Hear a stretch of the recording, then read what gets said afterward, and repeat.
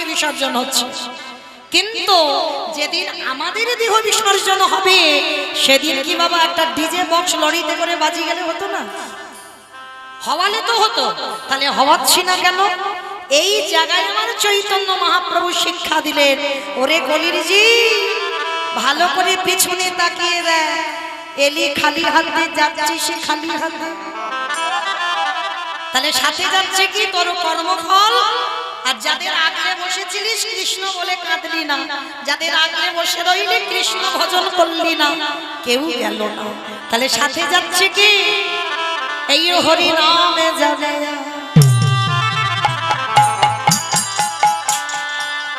আমাদের পচা দেখো